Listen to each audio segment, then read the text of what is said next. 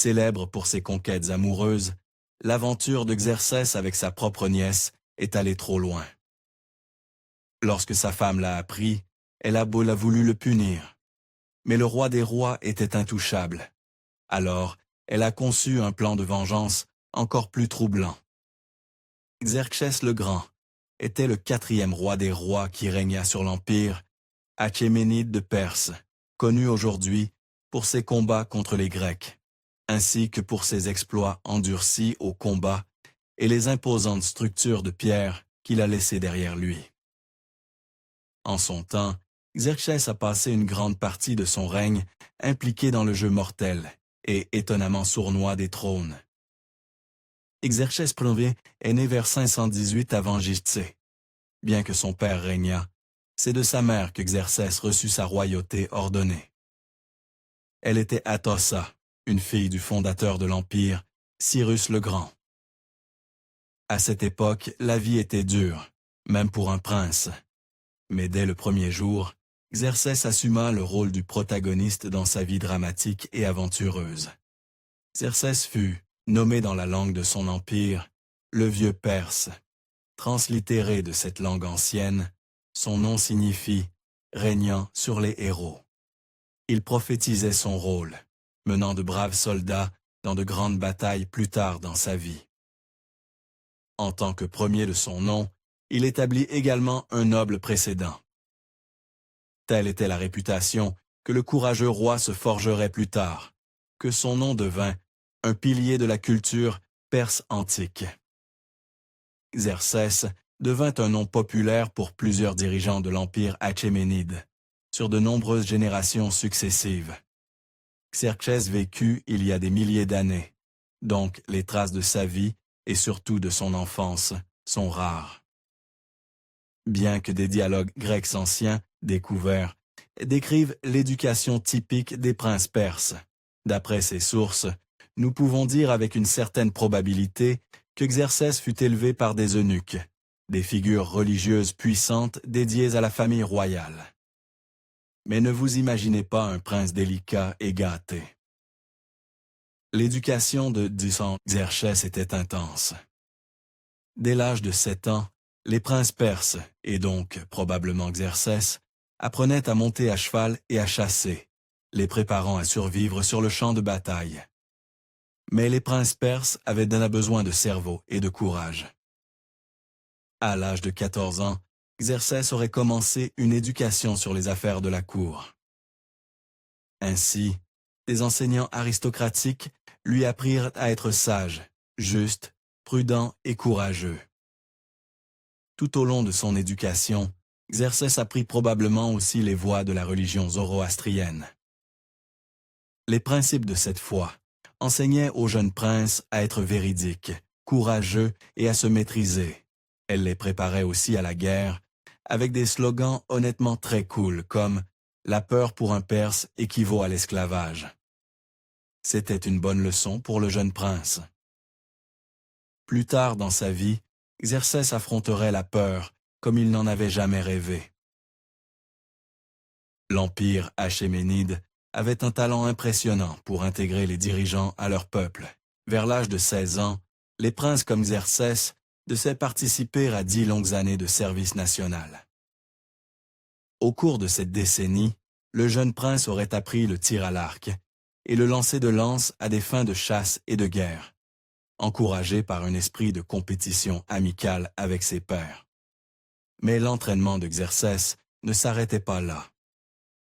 Si vous pensiez que le service national était long, dans la mi-vingtaine, Xerxès commença le service militaire obligatoire de 25 ans pour tous les princes perses.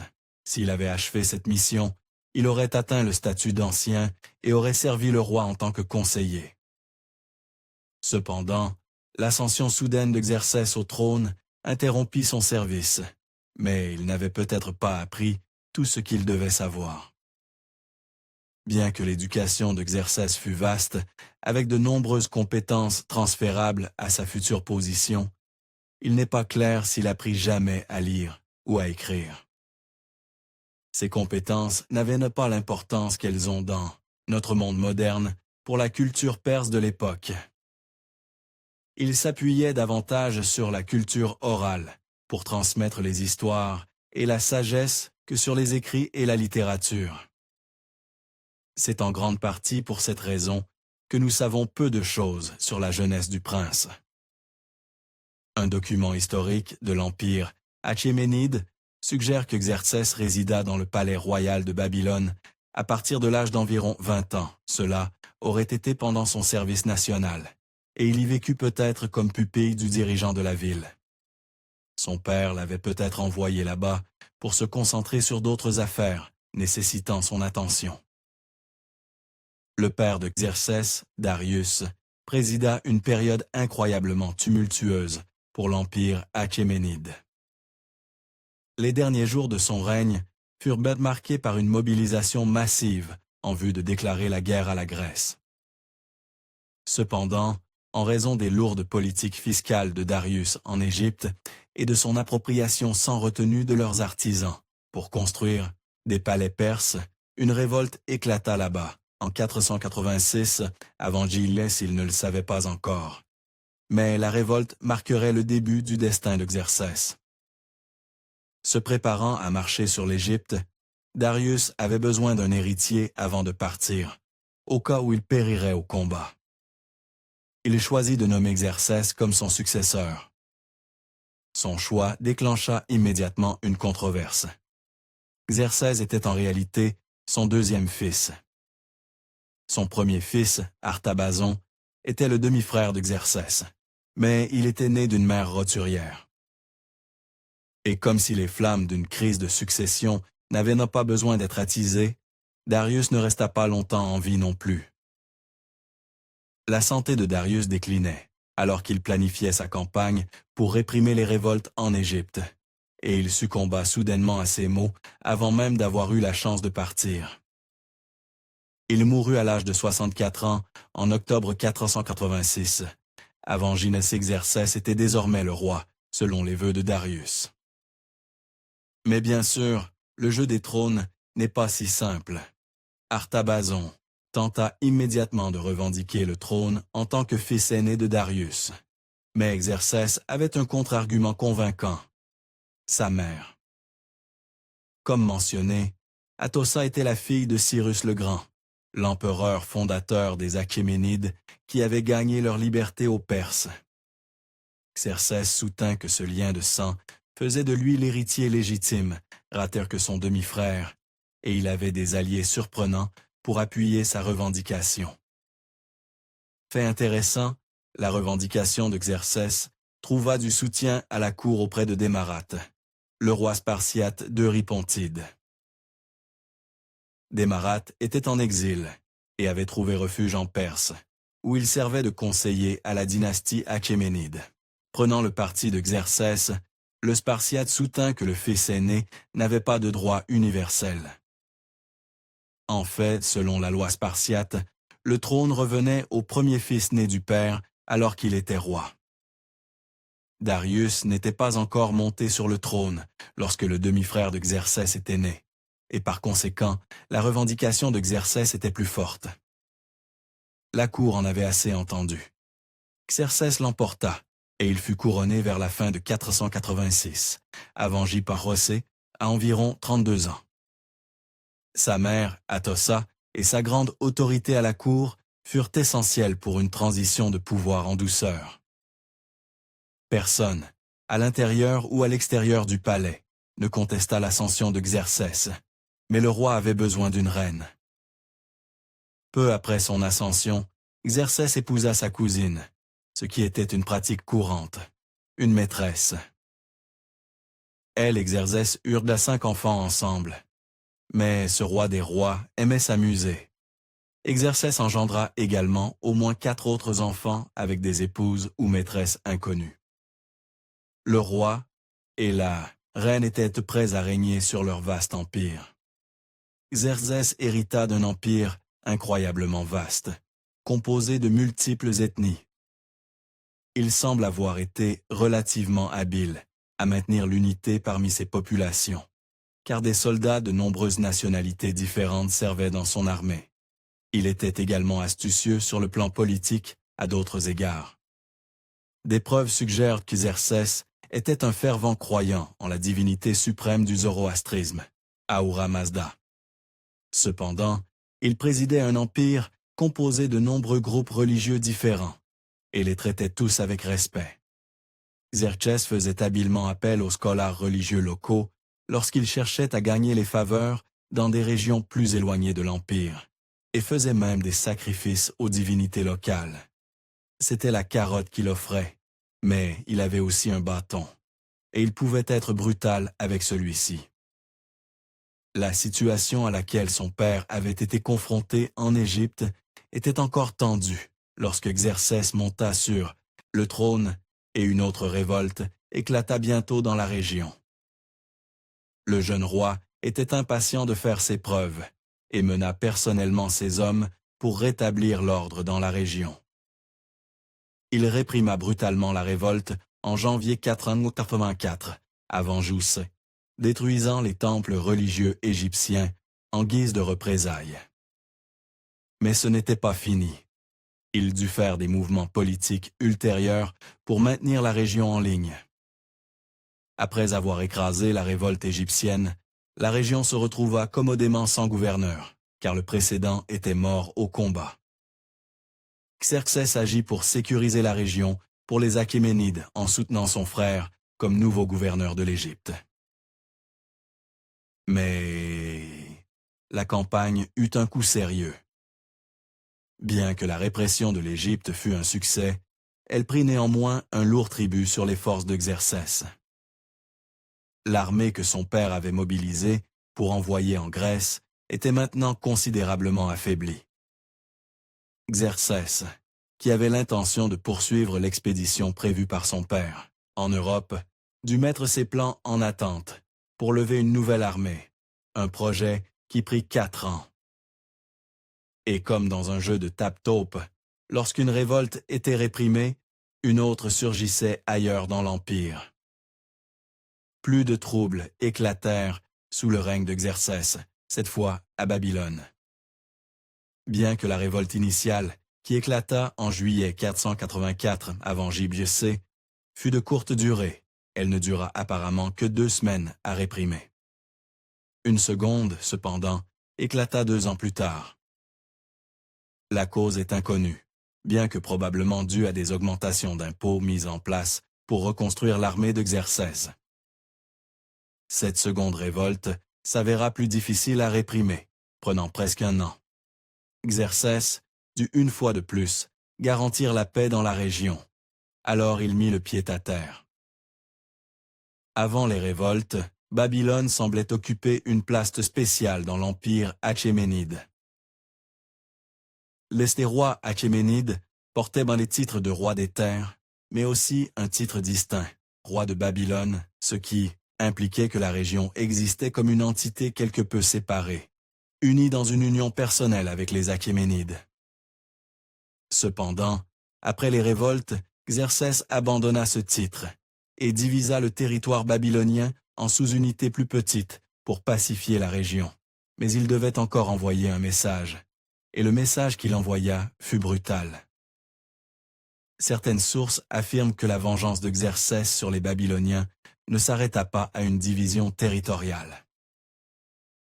Des récits émergèrent d'une répression brutale exercée par le roi, où il détruisit des bâtiments, endommagea des temples et vola même une statue sacrée du dieu Marduk, qu'il fit fondre. Cependant, les érudits modernes ont contesté la validité de ces accusations, les rejetant comme des histoires inventées issues d'un sentiment anti-perse. Xerxès ne poursuivait pas seulement les plans de son père pour envahir la Grèce en hommage à son père.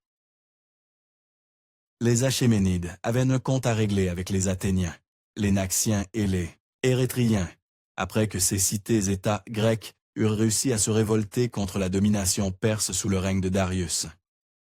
Xerxès estimait avoir hérité de la tâche de les punir, quelque chose dont il était déjà très capable. Il s'efforça de s'assurer que la campagne se déroulerait le mieux possible. Xerxès ne limita pas ses préparatifs pour l'invasion à simplement renforcer ses armées. Il déplaça littéralement ciel et terre pour faciliter le voyage vers la Grèce. Eh bien, la partie terre du moins. Il supervisa le creusement du canal de Xerxès à travers la péninsule du mont Athos, fit apporter des provisions à l'avance et les stocka le long de la route, et construisit 2 ponts à travers le détroit de l'Hellespont. Tout cela signifiait qu'il devait également affronter de sérieux défis de la part de Mère Nature. Selon un historien grec, la première tentative de Xerxès pour construire un pont sur l'Hellespont échoua après qu'une tempête détruisit complètement le projet de construction. Hilaran, un Xerxès en colère, ordonna une punition sévère sur le détroit lui-même. Il fit fouetter l'Hellespont 300 fois et ordonna même à ses hommes de jeter des fers dans l'eau. On peut en rire, mais le détroit apprit apparemment sa leçon, car la seconde tentative de pont fut un succès. La scène était prête. Xerxès n'était pas le type de dirigeant à simplement envoyer des hommes mourir depuis le confort de son palais. Avec les projets de construction achevés, au printemps de 480, avant J.C., Xerxès mena personnellement son armée à travers l'Hellespont en Europe. Mais peu de gens réalisèrent que les choses commencèrent bien. Les Perses semblaient avoir l'avantage au début de la campagne. Xerxès et son armée remportèrent facilement leur premier conflit, y compris une grande bataille navale. Le destin semblait être du côté de Xerxès, et des facteurs domestiques mettèrent les Grecs dans une position de sérieux désavantage. L'invasion de Xerxès semblait bien programmée. La région grecque se remettait encore d'une récente invasion carthaginoise de la Sicile, qui avait considérablement affaibli 2 puissants monarques régionaux, les empêchant d'offrir un soutien aux Grecs sur le chemin de guerre de Xerxès. De plus, de nombreux petits États grecs virent le danger imminent et décidèrent de se ranger du côté des Perses.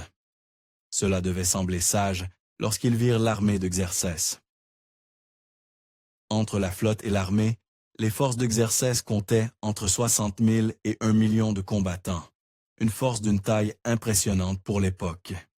Ces effectifs incluaient une force de combat d'élite d'environ 10 000 hommes, connus sous le nom des Immortels. Pourtant, les Grecs se battirent. L'une des batailles les plus célèbres de la campagne fut la bataille des Thermopyles, romancée dans le film 300 de 2006. Les forces de Xerxès affrontèrent les célèbres Spartiates, menés par le roi Léonidas. La légende raconte que la force spartiate ne comptait qu'environ 300 hommes, d'où le titre du film, et réussit en réalité à tenir tête à l'immense force perse.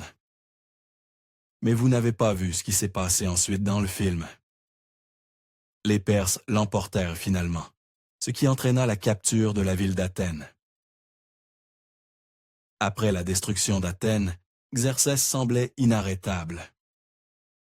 Les Perses contrôlaient désormais la majeure partie du continent grec, une masse terrestre d'une taille oppressante, mais le roi devenait arrogant. Avec la plupart des terres conquises, Xerxès tourna maintenant son regard vers la flotte grecque. Cependant, un conseiller grec conseilla au roi d'envoyer une partie de sa flotte au Péloponnèse. Les conditions pour un engagement naval étaient défavorables, et le conseiller pensait qu'il serait préférable d'attendre la dissolution des armées grecques restantes. Xerxès ordonna à toute sa flotte d'engager la marine grecque dans ce qui devint connu sous le nom de la bataille de Salamine. Ce fut une erreur désastreuse. La flotte grecque, avec un certain avantage local dans les mauvaises conditions, écrasa les Perses. La défaite décisive signifiait que Xerxès se retrouva soudainement sur la défensive. Il commença à craindre que les Grecs tentent de piéger son armée en Europe en détruisant les ponts de l'Hellespont. Le risque était trop grand. Xerxès décida finalement de se retirer en Asie, emmenant avec lui la majeure partie de son armée. Les tentatives de Xerxès pour achever ce que son père avait commencé échouèrent lamentablement. Maintenant de retour en Asie, avec une défaite humiliante à son actif, Xerxès entreprit de réparer son héritage.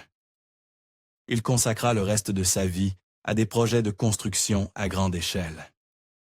Certains nouveaux et d'autres que son père avait laissé inachevé.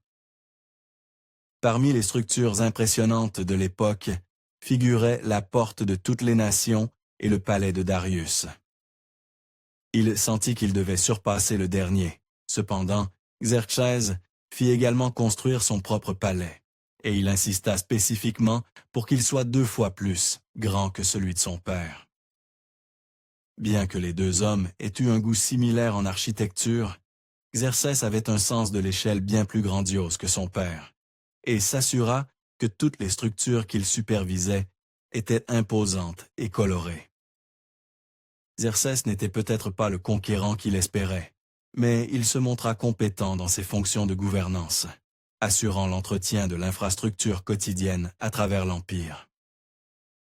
En particulier, il supervisa personnellement l'entretien régulier de la route royale, une ancienne voie commerciale, construite par son père. Mais rien de tout cela ne suffit à le sauver à la fin. En Août 465 avant JC, Xerxès n'était plus. Le roi fut soudainement assassiné à l'âge de seulement 53 ans. Ajoutant à la tragédie, son fils aîné et héritier, Darius II, mourut également à peu près au même moment. Les détails précis de leur mort sont perdus dans le brouillard du temps, mais il semble que Xerxès fut trahi par l'un des hommes en qui il avait le plus confiance.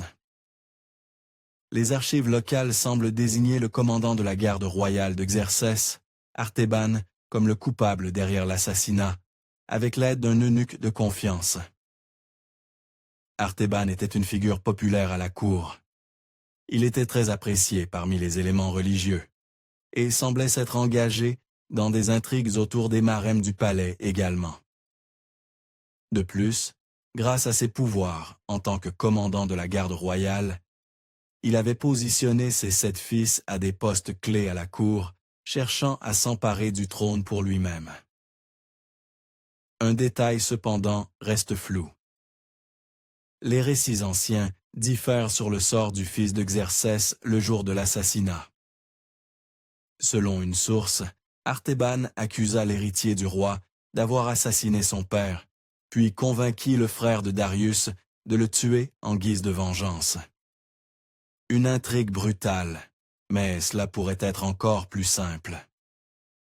Un autre récit accuse Artaban d'avoir simplement tué Darius II en premier, puis tué Xerxès. Après qu'Artaxerxès découvrit le complot, il aurait tué Artaban et tous ses fils. Quel que soit le rôle de Darius, il semble que cette dernière partie soit vraie, car Artaxerxès monta finalement sur le trône. Outre ses défaites en Grèce, un point bas présumé pour Xerxès sur le plan personnel concernait ses affaires. Dévoué à ses conquêtes amoureuses, Xerxès entama une liaison avec sa nièce, Artéinite. Lorsque la femme de Xerxès apprit cette liaison, elle ordonna que la mère d'Artéinite soit brutalement mutilée en guise de vengeance. Mais cela ne s'arrêta pas là.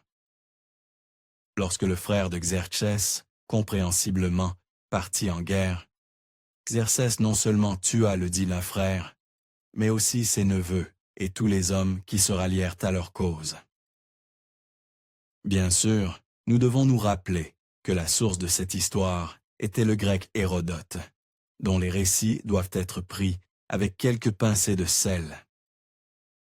Comme les Perses étaient une culture largement orale, beaucoup de ce que nous savons sur Xerxès vient en réalité des historiens grecs et romains, et devrait donc être pris avec précaution.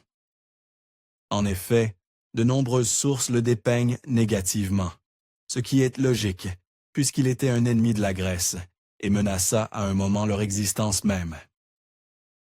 Pourtant, cela en dit long sur les compétences de Xerxès, même lorsque ses détracteurs devaient admettre qu'il savait ce qu'il faisait la plupart du temps. Une erreur, lors d'une campagne, coûta cher à Xerxès. Sur le chemin de la Grèce, l'armée de Xerxès avait vidé la terre de nourriture. Même Xerxès lui-même finit par avoir faim, survivant prétendument d'écorces et de racines sur le chemin du retour. Cela va nous amener à la fin de la vidéo sur Xerxès. Si vous avez aimé la vidéo, laissez un like, abonnez-vous pour plus de contenu, commentez ci-dessous, et nous reviendrons bientôt avec une toute nouvelle vidéo sur une nouvelle figure historique. À bientôt.